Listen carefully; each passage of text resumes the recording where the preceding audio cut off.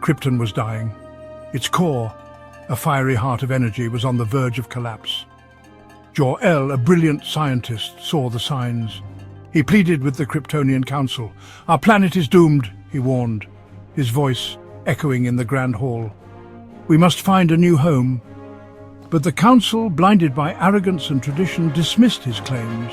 They saw Jor-El as an alarmist, a threat to their order. Undeterred, Jor-El worked tirelessly. He knew time was short. His research had uncovered a small blue planet in a distant solar system, Earth. It was a long shot, but it was their only hope. With a heavy heart, he carried his infant son, Kal-El, to the rocket he had secretly built. It was a vessel of hope, designed to carry his son to safety. As the planet shook around him, Jor-El secured his son in the rocket. Lara, his beloved wife, leaned in for one last kiss. Tears streamed down her face, a reflection of the planet's own impending doom. With a mighty roar, the rocket shot into the sky just as Krypton erupted in a cataclysmic explosion. The planet that was once their home was now nothing more than cosmic dust. The last son of Krypton was on his way to Earth, carrying the hopes and dreams of a lost civilization. The rocket, a blazing streak of light, hurtled through the vast emptiness of space. It bypassed countless stars and galaxies, its precious cargo safe within.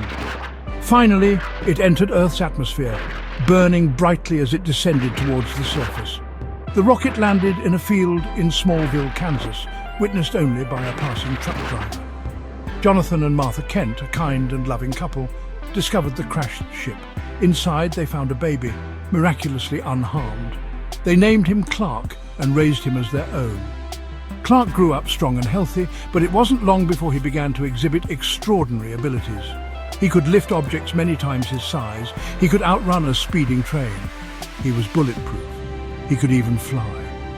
At first, his powers were a secret he shared only with his parents.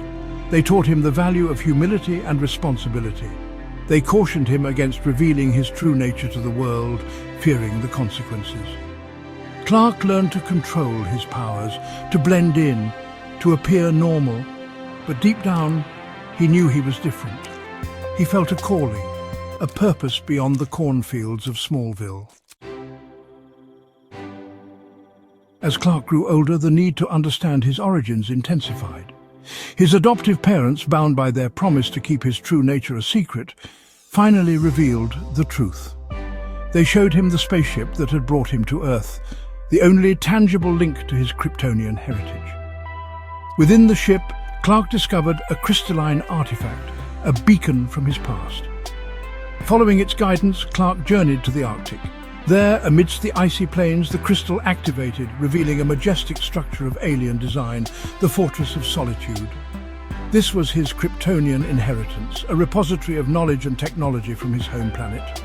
Inside, holographic projections of his biological father, Jor-El, guided him. Through these projections, Clark learned about Krypton, about his true lineage, about his destiny. He learned of his people's downfall, their arrogance, their failure to heed his father's warnings. He trained in the fortress, honing his abilities, mastering his powers. He learned to harness the full potential of his Kryptonian physiology. He was no longer just Clark Kent, the farm boy from Kansas. He was Kal-El, the last son of Krypton, destined for greatness. Driven by a desire to use his powers for good, Clark left Smallville for Metropolis, a bustling metropolis of towering skyscrapers and teeming crowds. He sought a life where he could make a difference, where he could protect the innocent and fight for justice. He found work as a reporter for the Daily Planet, a job that allowed him to stay informed about the city's pulse, its triumphs and its tragedies. Metropolis was a city of contrasts, a place of great wealth and abject poverty, of gleaming towers and shadowed alleys. It was a city plagued by crime, corruption and injustice. Clark, with his heightened senses, could hear the city's cries for help. He could see the despair in the eyes of the downtrodden, the fear gripping the hearts of the innocent. He knew he had to act. He couldn't stand idly by while others suffered. He had the power to make a difference, to be a symbol of hope in a world that seemed to be losing its way. Metropolis, with its soaring heights and hidden depths, became his new proving ground. It was here that Clark Kent would embrace his destiny, where he would shed his civilian disguise and become the hero the world needed. It began with a seemingly ordinary day at the Daily Planet. Clark was working on a story when a deafening roar shook the building. A runaway helicopter, spiraling out of control, careened towards the Daily Planet's rooftop. People screamed, chaos erupted, but Clark didn't hesitate. He ducked into a nearby storage room, ripping open his shirt to reveal the iconic S symbol emblazoned on his chest.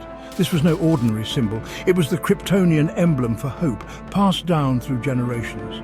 For Clark, it was a symbol of his heritage, of his Kryptonian lineage.